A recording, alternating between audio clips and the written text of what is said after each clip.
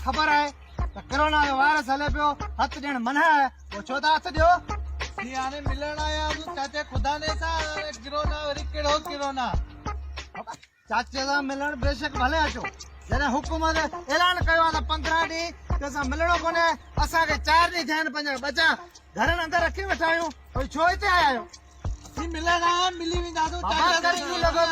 curfew लॻो पियो घर अंदरि रहो कर्फ्यू कुछ कोन्हे असीं मिली वेंदासीं कर्फ्यू हो मिलण आया अरे हलो तो हलो मिलण आया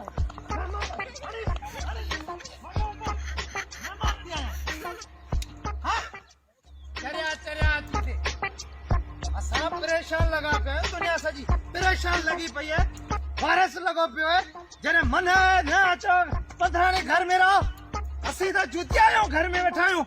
बुखिया सुखिया पंहिंजे घर में रहूं बाबा मिलण आया आहियूं ही को तरीक़ो आहे यार माण्हुनि खे सम्झाए